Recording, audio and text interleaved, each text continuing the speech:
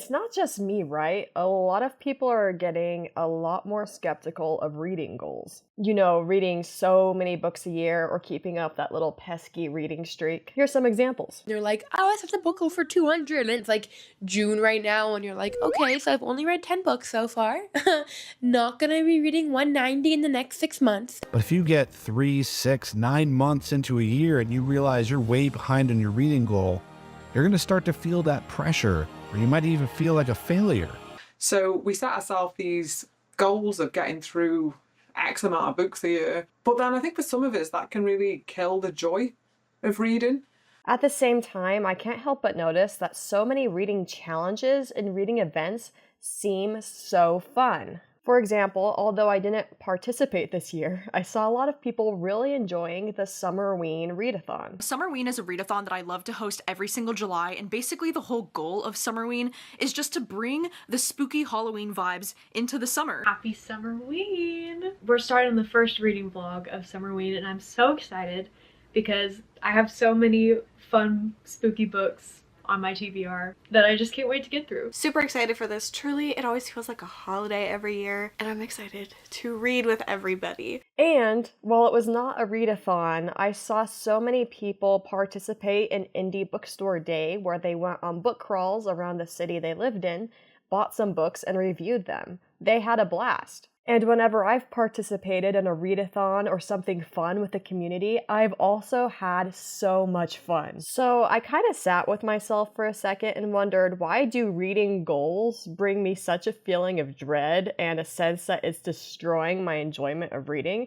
But then reading challenges and reading events that are kind of in the same idea in a way bring me so much excitement and get me so excited to just engage with everyone else and read. I did figure it out. I figured out why I, not you, me, hate reading goals but still love reading challenges. You know that reading goal that so many apps have you set? You know, the one where you set a really, really high goal to keep yourself accountable, and then every year that goal gets higher and higher as you see just how much you can read? Yeah, I hate that thing. It sucks. If you like it, I like it for you, but I absolutely hate it for me. It makes me want to read fast. Has anyone ever experimented with 3 times plus audiobook speeds? I can't think of a reason anyone would want to listen to a book that fast unless it were connected to some sort of goal that they set for themselves. Sure, 2 times is normal. Sometimes 1 time feels like a slog. 3 times, 4 times, you have a reading goal. And for the record, I still like you if you read really fast and use those fast audiobook speeds.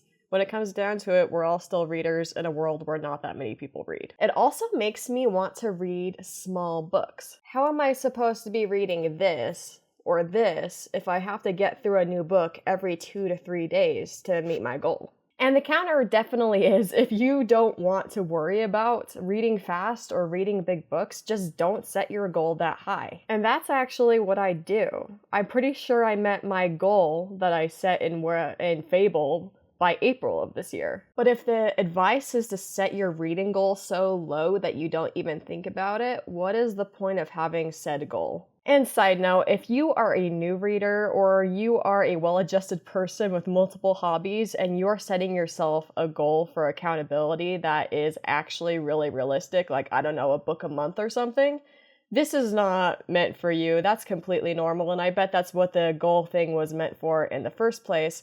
I'm kind of talking more about people who set their goal higher and higher and higher every year until the goal itself feels like a burden and changes the way they read. What you're doing is why it existed in the first place. And that's why I find it so crazy what we have done to it. And with the backlash to the yearly reading goal model, a lot of people have switched to the idea of don't worry about how many books you read, just try to read every day. And that's a wonderful idea, and I love that idea, but some people took this too far too. There are lots of ways where people have begun to actually track their reading streak. So if they read, they get an extra day to their streak. Eventually these streaks get kind of high. But what happens is these people go on vacation, or maybe they have a child or sibling who has a band concert that night. And, you know, it's one of those where it was supposed to be like an hour, hour and a half, but it ends up being 3.5 hours. and they get home after a long day of work and going to something that takes a lot of their time, and then they don't feel like reading and they let go of their streak, and all of a sudden their 177-day streak is over and they are a reading failure. So dumb. If you're ever in that situation, just read tomorrow. You don't have to actually read every day, even though it sounds nice. Also, didn't Duolingo just come under fire for having an ineffective streak model? I feel like I've seen a bunch of stuff about experts criticizing streaks in the news. Which makes sense, because if you're getting your technical reading streak, but you're opening your book and reading 2 sentences a day, that doesn't actually get you towards where you want to be. I say this with enough self-awareness to know that none of this is actually that big of a deal. If you love reading goals and reading streaks, we are both still huge readers that love books, and in a world where books are underappreciated, we should still be friends. I just have my little opinions. So I figured out the real issue with these goals and these streaks and all these other things that people are doing is that they never end. They go on forever and you never get to check it off as done. It's something that you add to your plate and it never goes away, and it becomes this perpetual responsibility added to a life that already has tons of responsibilities. It doesn't spice up your life, it starts to feel like a burden. And here's the difference. Reading challenges like readathons and reading events like that bookstore crawl I talked about are not perpetual obligations. A readathon oftentimes lasts for a day or a week or a month, but it ends and you get to feel like you accomplished something and did something and it's over. And after you've accomplished that thing and spiced up your reading life by doing something maybe thematic or fun or with a community of people, at the end of it, if you've participated and you've enjoyed it, you generally feel good. You don't regret having done the readathon, and you don't feel pressure for it going forward because it's over. And if you can't do that particular readathon, or if you cannot participate in that particular event, no big deal, because it kind of had the opt-in model anyway. It's something that you see if you have time to do and you choose to do it.